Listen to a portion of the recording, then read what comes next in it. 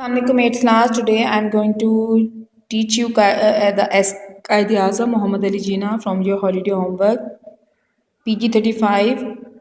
Quaid Azam is our national leader. Quaid Azam हमारे कौमी leader हैं। He is the founder of Pakistan. वो ही पाकिस्तान के बानी हैं। He was born Karachi on December 25 1876 में 25 दिसंबर 1876 में कराची में पैदा हुए। Received is early education in Karachi. उन्होंने अपनी इब्तदाई तालीम कराची से हासिल की। He passed his matriculation examination from Bombay से उन्होंने अपना मैट्रिक किया। He was sent to England for high studies के लिए फिर आप इंग्लैंड चले गए। He passed bar at law from London से आपने लॉ पढ़ा एंड रिटर्न होम इन 1896 में आप वापस आ गए। He started practice in Bombay या फिर उन्होंने प्रैक्टिस की बॉम्बे में। Soon he won the name as a lawyer. जल्दी उनको एक लॉयर का नाम दिया गया। He join the Indian National Congress.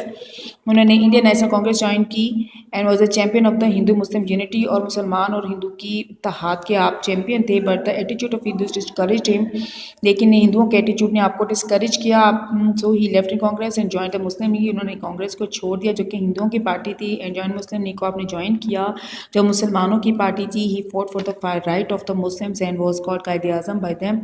उन्होंने मुसलमानों के हकूक़ के लिए लड़ाई की और इस यूनिवर्सिटी को कायद-ए-आज़म कहलाई। The Muslims of the India stood behind him. Muslims India के आपके पीछे खड़े थे। After hard and long struggle Pakistan के minister in August 1947 he became the first governor general of Pakistan. Pakistan बनने के बाद आप ही पाकिस्तान के पहले गवर्नर जनरल थे। He work day and night. He died on September 11, 1948. He was true Muslim. He loved Pakistan. May his soul rest him in peace. आमीन। Okay इस class आपने इस ऐसे को याद करना है, नोटबुक पर लिखना है और despite this I will also teach you an application from your syllabus. Application for the grant of fee concession or patron of the application is the principal, Lahore British School, Clifton Colony, Lahore. You have to follow the punctuations of the applications. And now madam, with due respect, it is stated that I am the student of 8th class in your school. मैं आपके school में 8th class का student हूँ। My father work in factory labour. My father जो है factory में काम करते हैं। Work income is very small. I can not continue my further education further without studies further without some sort of fee concession.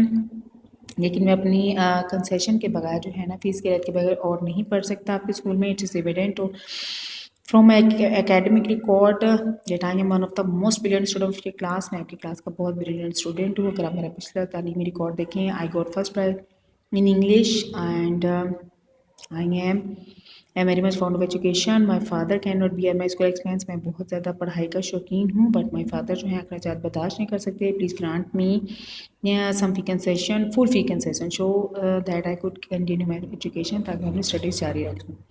Yours obediently X.Y.Z. Okay इस class आपने application को और ऐसे को याद करना है और नोटबुक पर लिखना है। This is your homework. Take care. अल्लाह हाफिज़।